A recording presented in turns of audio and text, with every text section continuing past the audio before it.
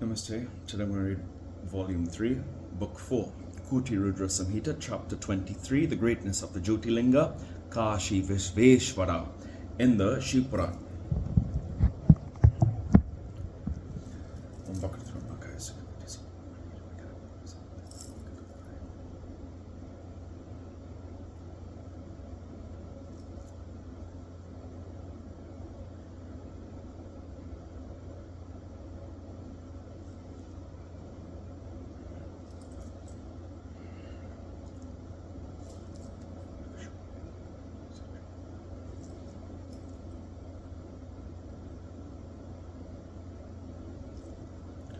Hari Om Tat Sat. The sages said, O Sutta, if the great city of Varanasi is so meritorious, please narrate its greatness to us as well as that of Lord Avimukta. Sutta said, O great sages, I shall explain neatly and succinctly the splendid greatness of Varanasi and Visveshvara. May it be listened to. Once Goddess Parvati asked Shiva with great joy about the greatness of the two Avimuktas, Kashi and Visveshvara, out of desire for the welfare of the worlds. Parvati said, it behoves you to explain the greatness of this shrine entirely, taking pity on me and desiring the benefit of the worlds. Sutta said, on hearing the words of the goddess, the Lord of the gods, the Lord of the universe replied to her, for the pleasure of all living beings. Lord Shiva said, what, gentle lady, has been asked by you is splendid. It is auspicious and pleasing to the people. I shall explain as a matter of fact the greatness of the two Avimuktas. Varanasi is my mysterious shrine.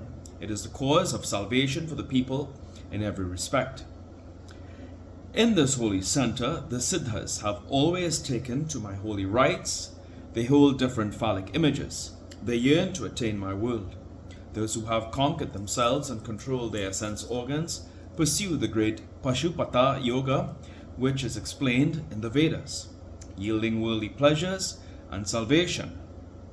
O great goddess, the residence in Varanasi is always appealing to me. Forsaking everything, listen to the cause of its greatness. The two deserve liberation. He who is my devotee and he who has perfect knowledge, there is not the dependence on holy centers. They are equanimous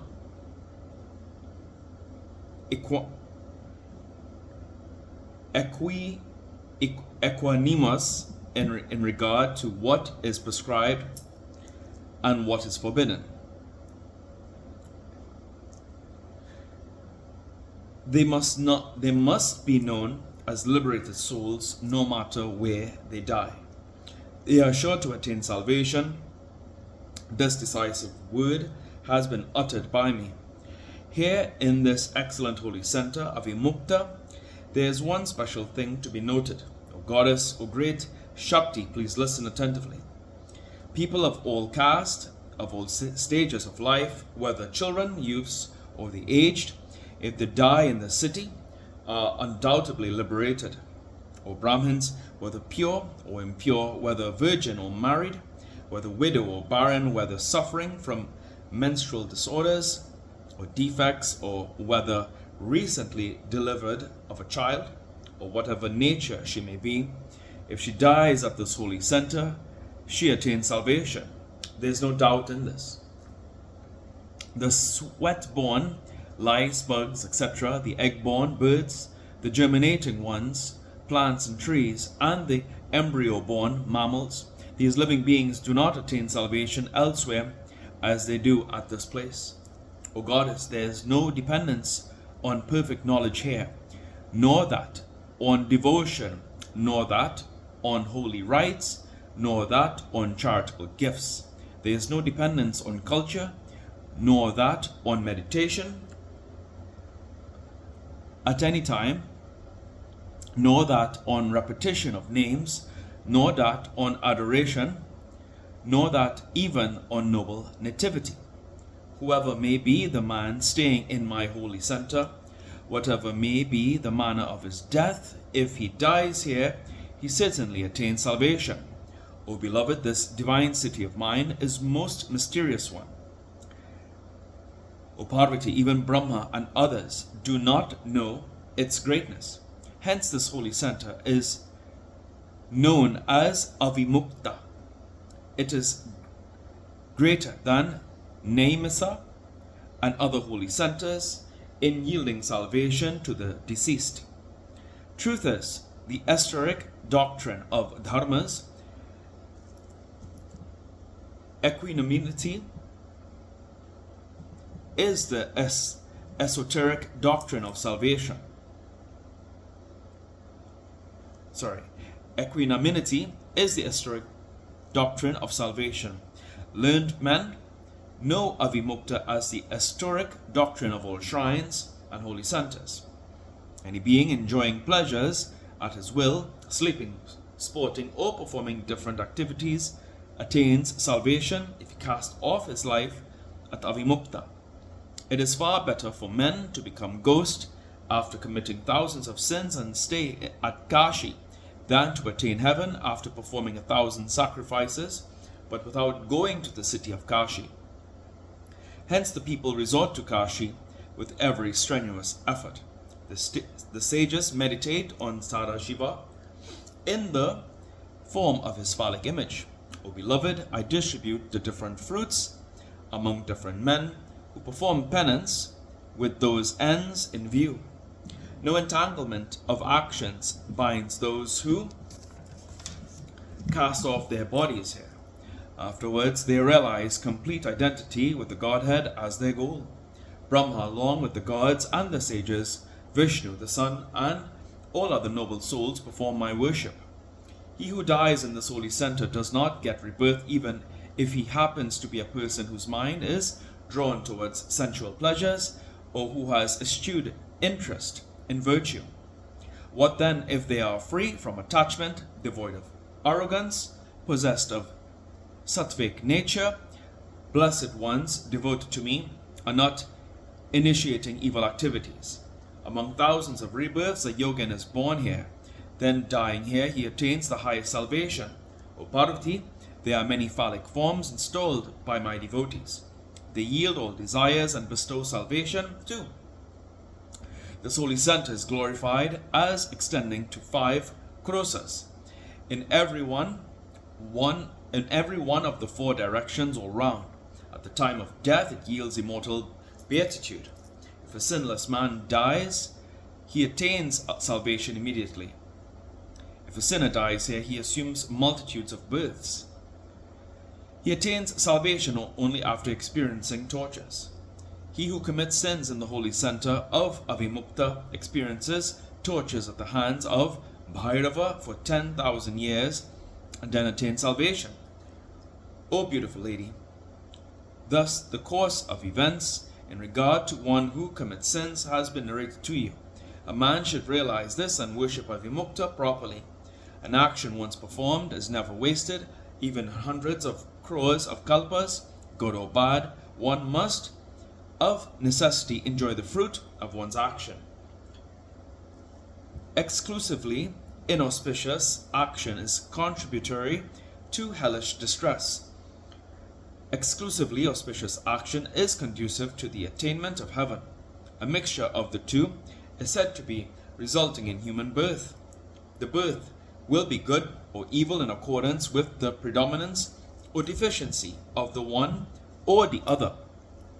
The annihilation of good and evil is liberation. This is the truth, O Parvati. O great goddess, the action that causes bondage is said to be threefold, as mentioned in the Karma Kanda section of the Vedas. It is 1, hoarded, Sanchita; 2, the current, Kriyamana; and 3, that which has started yielding results, Prarabdha. The actions of the previous births are classified as hoarded. The action, the fruit of which is being experienced in the present birth, is Prarabdha. O O goddess, whether good or bad, the action performed in this birth is known as Kriyamana.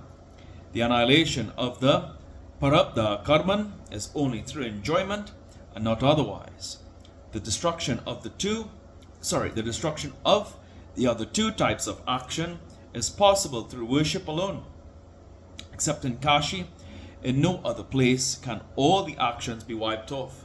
The other holy centers are easily accessible, but the city of Kashi is difficult of access. If Kashi had been visited with devotion in the previous birth, the person in the present birth reaches Kashi and dies there, and not otherwise. If after reaching Kashi a man takes a ceremonial bath in the Ganges, the two types of actions, the current and the hoarded, are destroyed. It is certain that the Prarabdha is not destroyed except through enjoyment. When that is enjoyed, it is also destroyed. If a man visits Kashi first and commits sin afterwards, the seed of that action takes him again to Kashi. Then his sins are reduced to ashes, hence a man shall resort to Kashi. That certainly debars karmans to fructify. O beloved, if a single Brahmin is afforded shelter and residence at Kashi, the man who affords shelter and residence gets the benefit of residence in Kashi himself, and thence he attains salvation. If a person dies in Kashi, he is freed from rebirth. If a man dies at Prayaga, his desires for worldly enjoyment and salvation are fulfilled. If both the desire for worldly enjoyment and salvation are fulfilled at Prayaga, the fruit of salvation derived from residence in Kashi is likely to be in vain. If only the fruit of salvation is the goal, the fruits of Prayaga are likely to be in vain. Hence, at my behest, Vishnu creates something fresh and accords him the fruit as mentally conceived by him.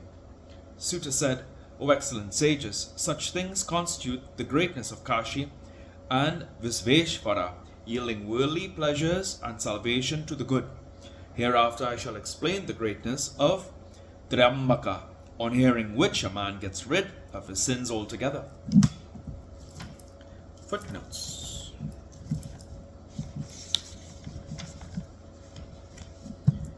(153) Man's actions are classified into three categories. There's one, past actions still unfructified.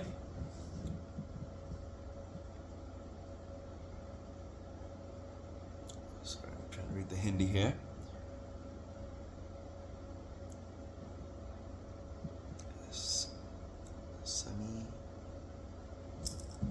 I think it's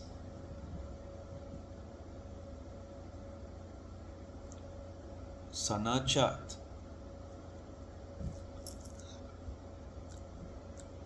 Sanichat. Two past actions beginning to fructify. Prarabdha.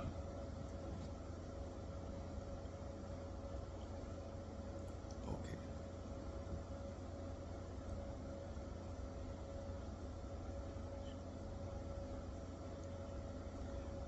Present actions awaiting fructification in future.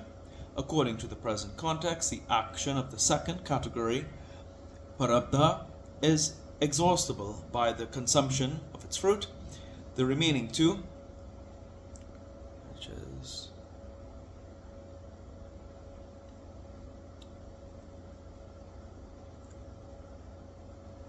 Sinichta, Sansita, and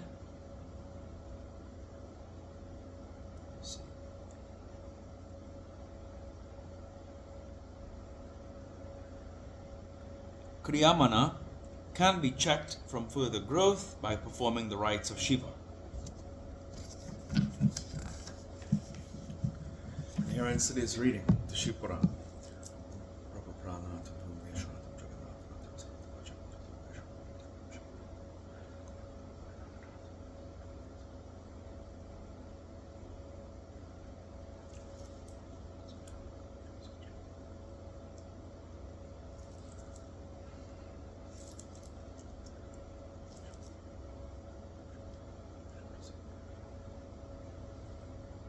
Hariom Tat Sat.